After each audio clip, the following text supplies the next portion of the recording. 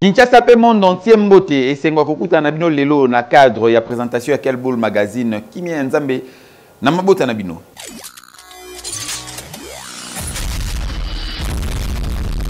La haute cour militaire va misi bongo décision na bango sur affaire ya Joseph Kabila Kabange bozwa détail na reportage oyo.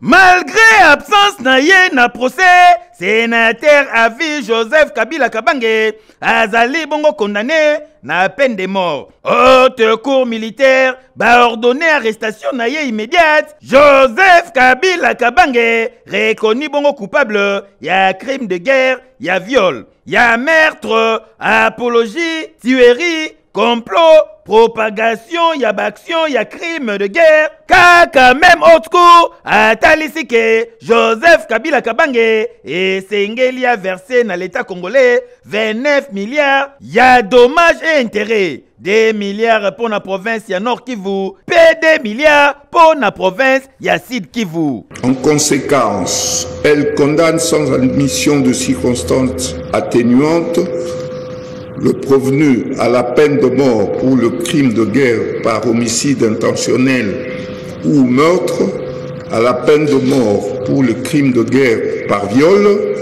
à la peine de mort pour le crime de guerre par torture, à la peine de mort pour le crime de guerre par attaque contre le bien protégé, à la peine de mort pour apologie ou propagande des actes de crimes de guerre, à la peine de mort pour trahison, à la peine de mort pour l'organisation d'un mouvement insurrectionnel, à 15 ans de servitude pénale principale pour complot. Faisant application de l'article 7 du Code pénal militaire, elle prononce une seule peine, c'est-à-dire la plus forte, soit la peine de mort. Rentrée parlementaire et Salemi Bongo na l'Assemblée provinciale ya République démocratique du Congo na Kinshasa pe na Congo central tension na nenga défoté sika ba député balingi ba longola bongo ba président ya bureau ya ba assemblée bos ba détail na reportage oyo.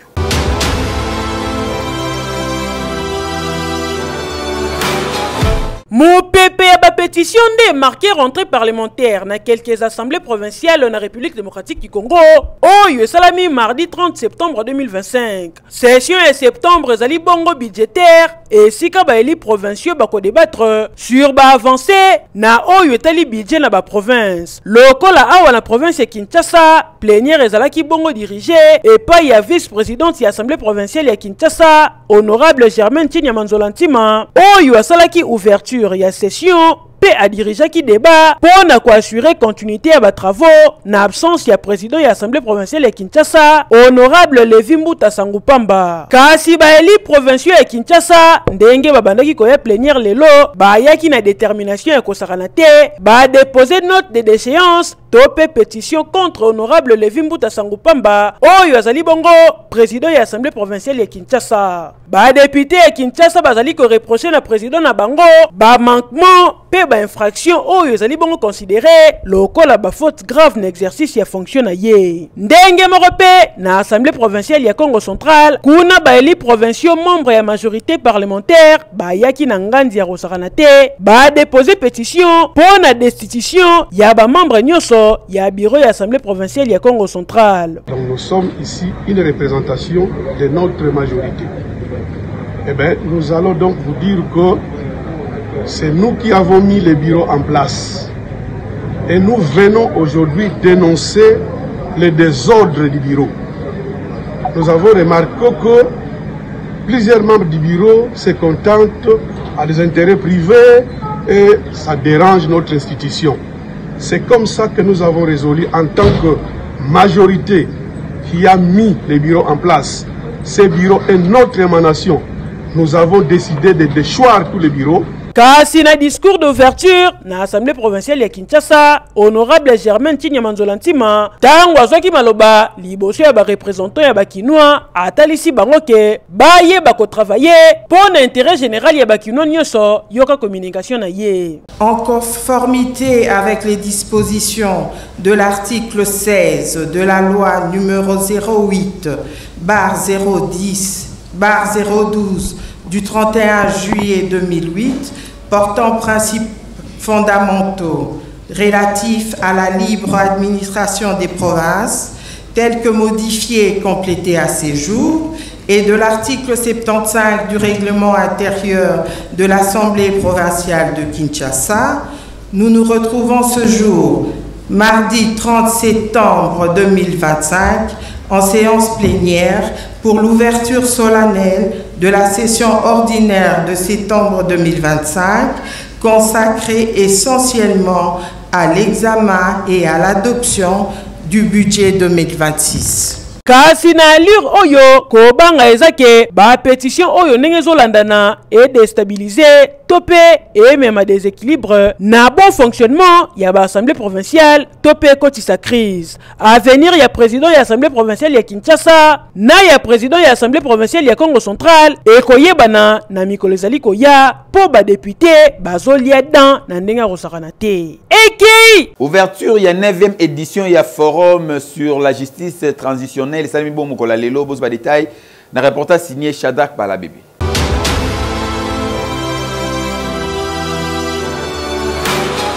Dans le haut patronage, Yamokonzi Mboka Félix Antoine Tshisekedi Tshilombo, Union africaine, Commission institutionnelle d'aide aux victimes et d'appui aux réformes, FONAREV, Union européenne, Naba partenaire Moussousou, et Sengeli Koyebake, organisation et 9e édition, il y a un forum africain sur la justice transitionnelle, et c'est la Kinshasa avec un partenaire idéologie. Bon, Nimelangaï Kenyoso, et Bandaki Bongo de l'hymne national de RDC, suivi, na hymne Union africaine, c'est Manayango, tour à tour, ba intervention et Yeko Salema. Autour du thème Oyo, l'état de la justice transitionnelle en Afrique, justice pour les Africains et rôle des personnes d'influence na processus de réparation. Car c'est Sengeli Koyebake, na tour na ministre des droits humains, excellence Samuel Mbemba, tango azoki maloba,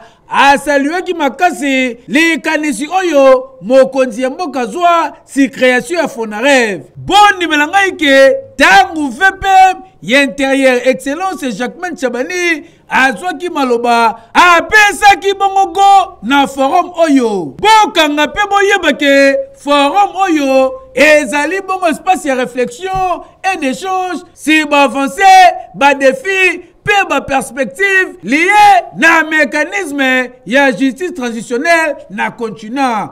Kasi esengeli lisusu koyebake clôture na yango et kosale mabongo le 5 octobre oyo. Oui.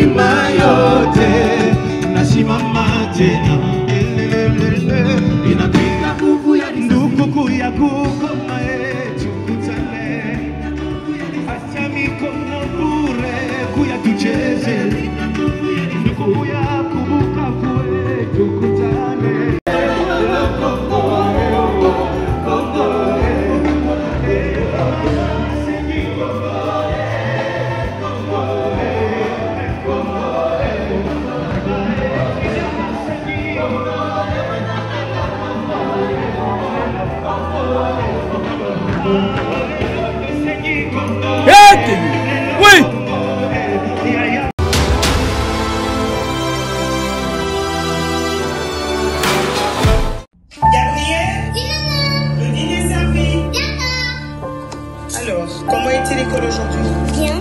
On nous a dit d'écrire ce qu'on voudrait faire quand on va grandir. Et qu'est-ce que tu voudrais faire quand tu seras grandi?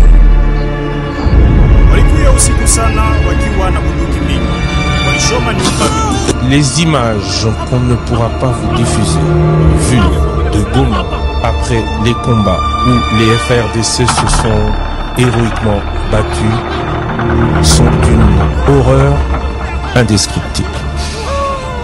Les forces spéciales rwandaises sont intervenues et un peu plus tard dans la journée a été aperçu marchant dans la ville, entouré des forces spéciales, sans aucune gêne, un des leaders du M23.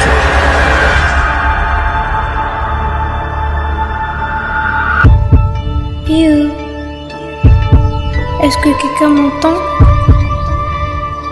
Maman dit que peut-être si nous crions fort, on nous entendra. Ils sont venus dans notre maison. Ils ont tout pris. Nos vies. Nos richesses. Ils ont détruit tant de choses. Mais combien faut-il encore pour que ça cesse? J'ai très mal. Mal partout. Papa est tombé. Qui prendra soin de nous? Pourquoi on nous regarde comme si on n'existait pas? Maman crie. Pourquoi personne ne vient nous aider?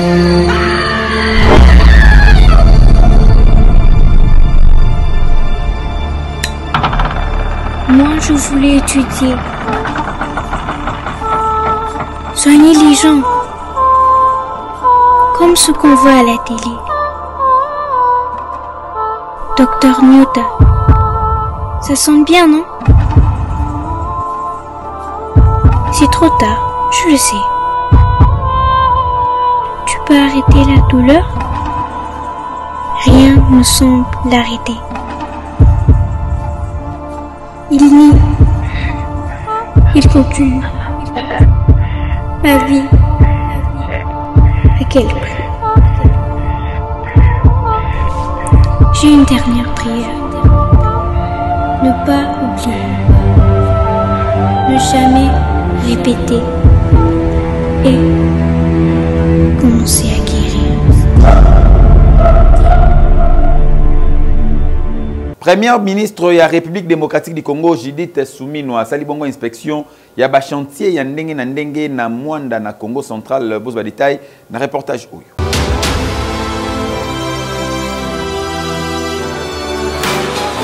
23 km ya route nationale numéro 11 oyo ekosangisa bongo ville ya Mwanda na République démocratique du Congo na ya Yema na Angola ekolata pe ba infrastructure frontalière ekotongama na cadre ya concession ya sika yango nde bozali komona Premier ministre Judith Suminwa Tuluka asali geste symbolique oyo bozali komona lundi 29 septembre 2025 awa na rond-point Tono na Mwanda na Congo central. Esengeli koyebake ekozwa 2 ans entreprise ya droit congolaise vaste réseau de services au Congo VRSC en sigle nde bakotonga nzela ba poste ya péage pe ya pesage na port sec monene awa na Yema. Esika bozali komona Premier ministre ensemble na quelques membres du gouvernement na ye na ministre ITP son excellence John Banzalunda bazui explication nyonso sur construction ya projet monene oyo na munoko ya yemoko ingénieur Nikonza Unzau oyo azali directeur général ya ACGT po bangonde bakwasire bongo supervision ya exécution ya projet monene oyo. Kaka na bokiti na ye na Mwanda, Premier ministre Mama Judith Suminwa amemami bongo na chantier ya port à eau profonde ya Banana et sika assisté bongo na dragage ya fond marin na nzela ya bateau dragueur oyo bozali komona. Opération ezali bongo komema fond marin na 12 mètres ya profondeur avant bateau ya monene koleka oyo ekoma pona yango ekitati na 18 mètres. Pepo na koyamba bongo ba bateau ya minene na nzela ya littoral ya Banana.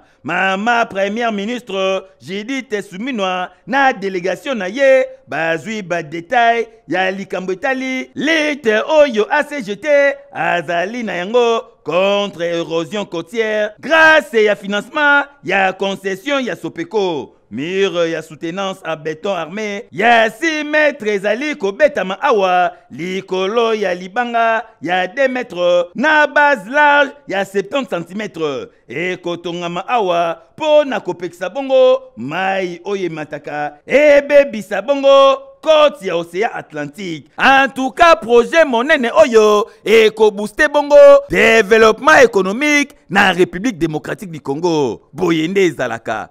ekei remise ya ba brevet esalemaki bongo sur makambo etali cartographie bato azwaki formation ezalaki bongo ba FRDCP ba agent ya DGM elekanaki ndenge nini bozo ba détail na reportage oyo.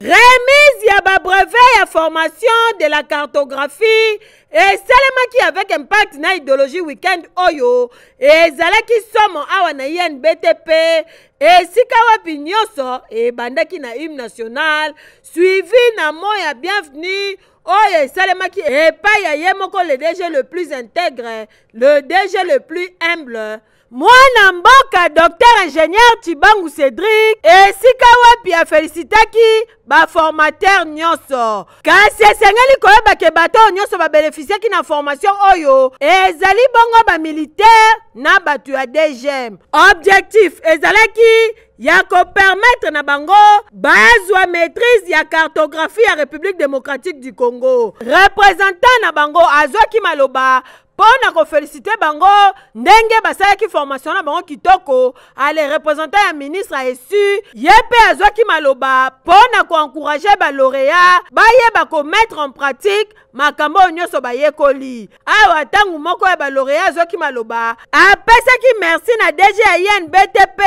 na ba formateur nyonso. Comme on l'a toujours dit, c'est que l'INBTP depuis un certain temps nous sommes résolument décidés de nous orienter vers le renforcement de capacités à la fois internes mais aussi externes.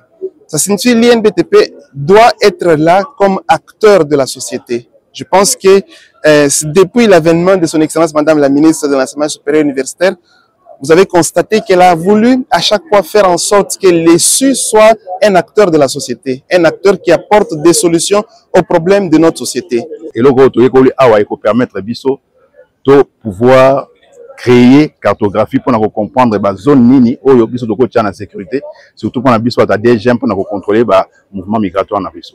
En tout cas, INBTP vraiment c'est bien organisé. Je félicite le directeur général de l'INBTP. Il a vraiment bien formé Batounaye et puis Batou a pesi biso formation aux étudiants.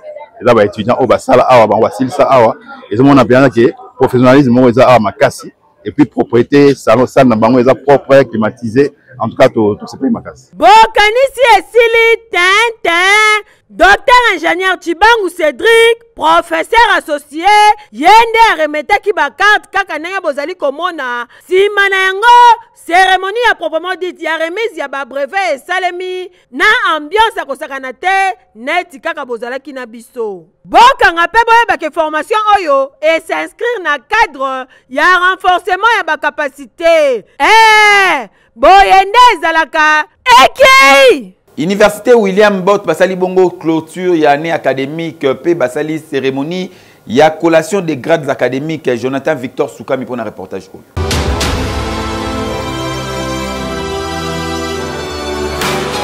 Tangu toyebisaka bino ke kosamba te na République démocratique du Congo parmi ba université ezali ko défendre éducation nationale ezali bongo William Bott. Lelo ba procéder ki na collation des grades académiques 2024-2025. Tangu kuna ba université mosusu tisiko bazana na examen première session bango déjà côté kuna basotaki. Awa bondi melangai ezalaki opesi mbwambo aboyi ambiance nde ambiance cérémonie bandaki bongo na prière ya kafu kafu na kata université William Bott ezalaka soko zali mo Kristo te okokolo lolo non ba lauréat bazui ya titi de le samboe moto nyonso nde bazali komona azali kofukama pona ko remercier nzambe tata nenga abateli bango na ne oyo mobimba et puis après awa ba discours ezalaki ya ndenge na ndenge epa ya corps académique suivi epa ya yemoko numéro 1 recteur Roger Bimwala oyo na maloba na ye a remercier ba étudiants nyonso ndenge bazalaki concentré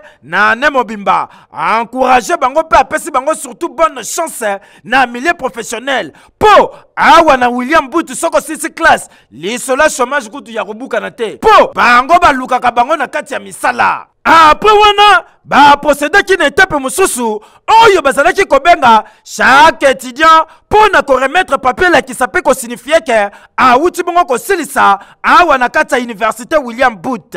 Ba parents très satisfaits na esengo nyoso komona bana na bango na ta nyoso balekisaki na suka ya cérémonie oyo batu bazanga ki maloba te joka communication. Parce que ma communion elle est très bien dingue. Les alaki prévu, nous tu es très bien.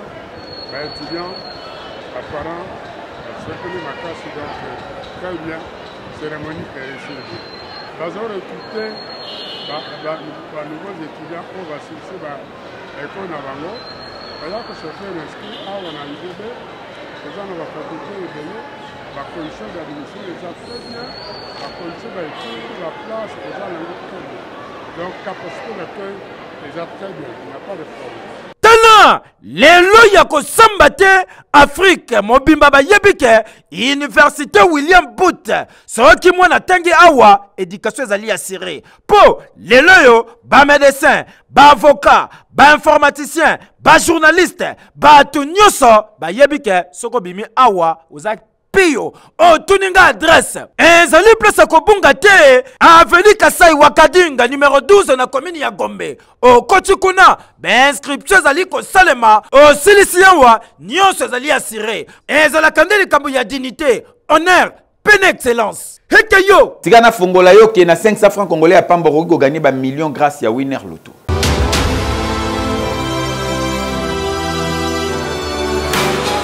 Winner.bet présente Winner Loto.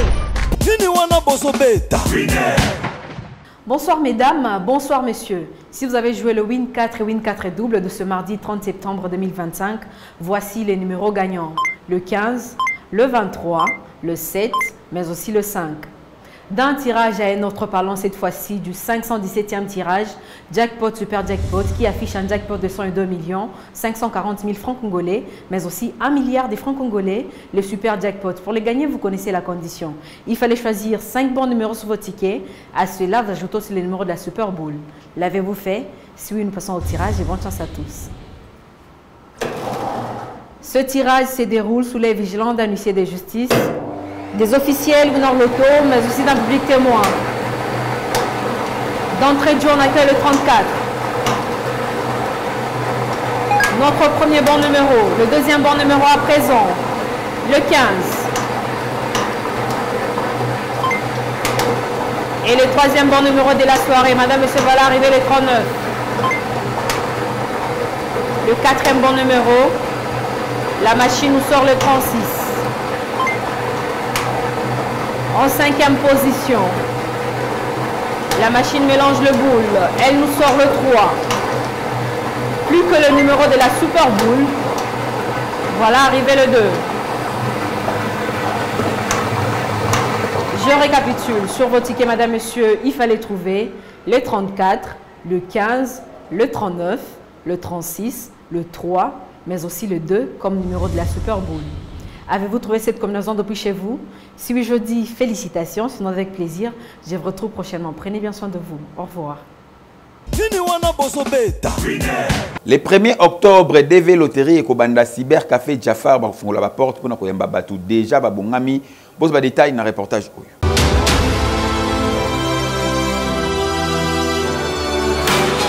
Bana Kinshasa, Bana Brazzaville, Nenge na nosaki bino depuis les États-Unis, na minute oyo na komi déjà na kati ya Kinshasa, Nenge bozomona na kati ya ba cyber toza ko s'apprêter pour na ko arranger biloko nyonso tout, pe toza ko installer ba programme na biso pour na ko permettre à ce que mutu nyonso tout oyo apona cyber café Jafar pour na ko beta DV Loterie.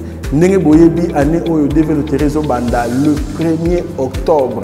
Et aussi la tile 6 novembre. Yango to kosenga la bino donc bo respecter ba date, bo za na retardé.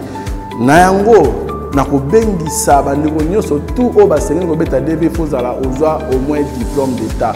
O to azana diplôme d'état occasion yango yo ya ko beta DV Loterie na Cyber Café Jafar et ceux qui ozui nde boyebi o to benga ka prise en charge na biso Nde Cyber Café Jafar et qu'on permettre à ce que tout le monde à partir à Kinshasa, tina kati ya États-Unis. et nous surtout na $5 kaka. Na lobby bien kaka $5. Boyebi ke lelo année oyo deve comme il faut ko bakisa $1, mais na kati ya cybercafé Jafar biso moko to ko futela bino ba $1 wana na ba compte na biso. Donc bo futa kaka $5 ya pamba. Na yebi ke ba bengisi bino pa ibele ke no fubo bakisa $1, mais na kati ya cybercafé Jafar to ko aider population kaka na $5 wana nde yango okobetela deve okobakisa eloko mususu te.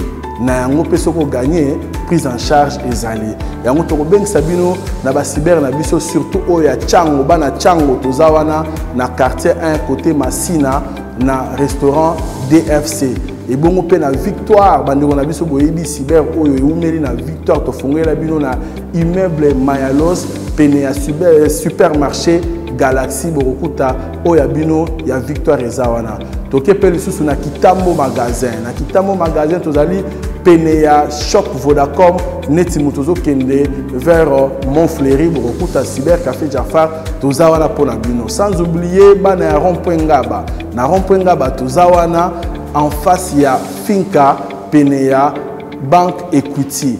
Et sans oublier, biso awa na kati ya bon marché cyber o essaye déjà 20 ans, tozawana pona bino.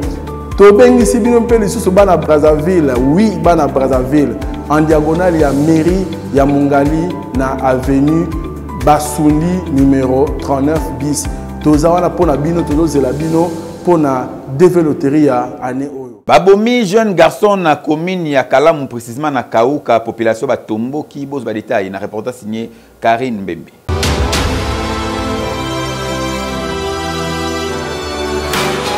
Esali pasi na ndenga kosakana te awa na bongolo na commune na Kalamu na Kimwanza na Yolo esika population balamuka na kanda makasi batomboki balobi bakoyoka mutu te po selon ba information tozui sur place.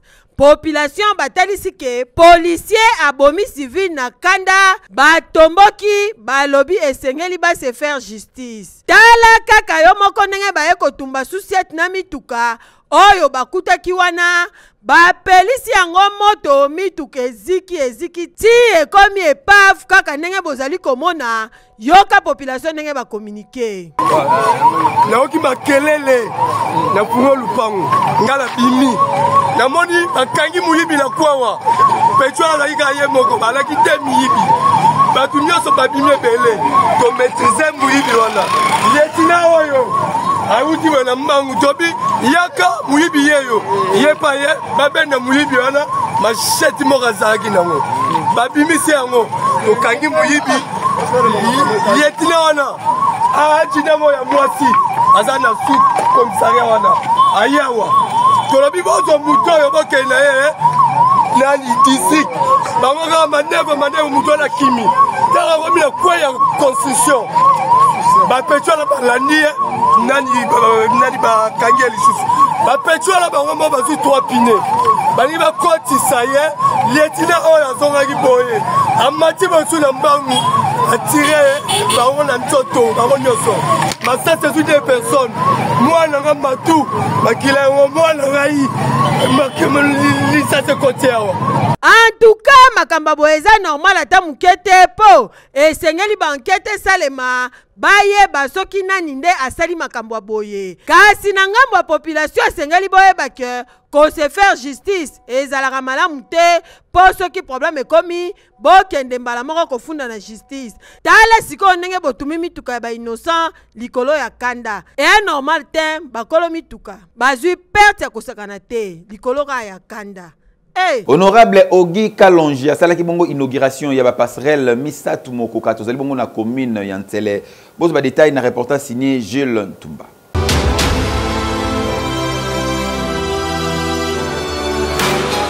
Atikali fidèle na mission na ye ya ko servir peuple yenani honorable Ogi Kalonji oyo akitaki dimanche oyo na mabele na ye ya Changu pona ko inaugurer 3 nouveaux ponts oyo lelo esali total ya 33 ponts déjà construits awa na Changu pona ko désenclaver ba quartier belé koto esbimela ngai ke nyonso ebandaki na Kanseta awa na commune Ntsele esika honorable a inauguré de nouveau pondenge bozali komona ponkan 7 à 1 na ponkan 7 à 2 okanisi esili Tintin na kolonga na yawa akiti na quartier Pasama ba 1 awe ezalaki mpona koinaugure pont mama olangi ndenge bomoni awa population esengo yo wapi bakanisi pasi bazalaka na yango awa tangu mbule betaka melelo souffrance wana nyoso abu pia lelo déjà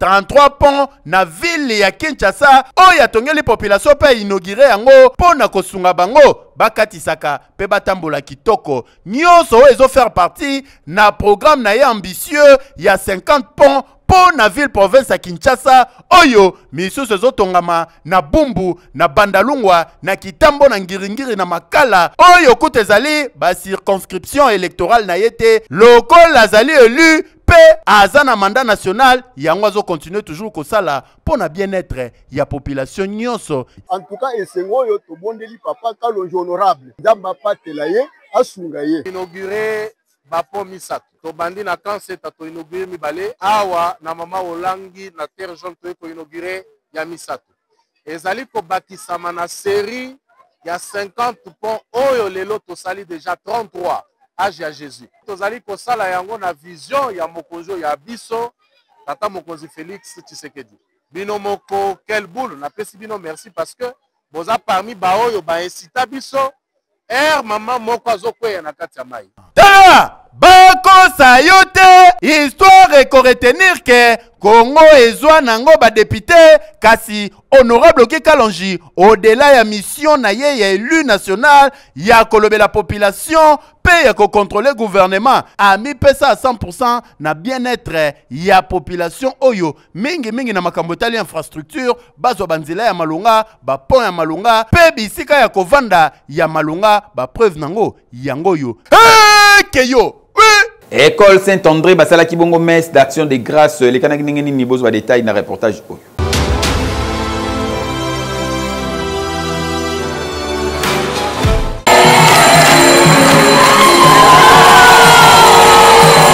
Kinshasa tunanga nini? Olingi otangisa mwana na yo na ekola malonga na ba condition ya kitoko yaka na ye awa na collège Saint-André ezali œuvre ya mwana mboka Alpha Sofele bondi melangaki lokola bazalaka bana na nzambe baorganizaki prière et action de grâce oyo basalaka chaque année ezalaka bongo pona kodedie année ya sika na maboko ya nzambe ndenge bozali komona awa na Saint Raphaël couple Sofele présent tomoni ba personnel éducatif belève pe bazalaki na esengo kosakana te pona kodedie année scolaire 2025-2026 na maboko ya nzambe sango ateki pona kolendisa bana nyonso ke batalela nzambe pe batanga malamu sima nango responsable numéro 1 ya Saint-André mwana mboka Alpha Sofele azangaki pete kopesa message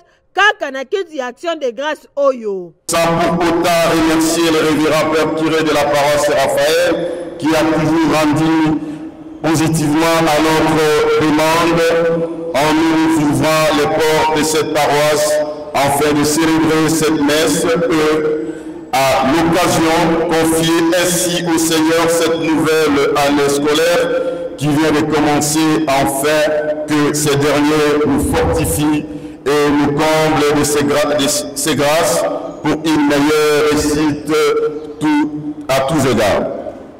Dans le même contexte, permettez-moi d'exprimer également toutes mes civilités à l'endroit de toutes les autorités politico-administratives et éducationnelles ici présentes ou représentées qui, en dépit de leurs diverses charges, nous ont honorés par leur présence dans cette célébration eucharistique. Esengeli koyeba ke awa na Saint-André bazali kotangisa na maternelle, primaire, humanité, okokuta option lokola pédagogie générale, latin philo, sciences, hôtesse d'accueil, commercial et gestion, coupe couture, électricité mécanique générale, pe option mususu. Otuninga adresse ezanini yaka kaka na deuxième rue limité résidentielle numéro 2 na avenue des Tropiques Tope koki kozwa bango na avenue Baumbu numéro 1 Yolo Nord direction Kasangulu na Kalamu. Ekei na commune ya Selemba ou bakangi bongo bakuluna o batrakasaka population boz ba détail na reportage.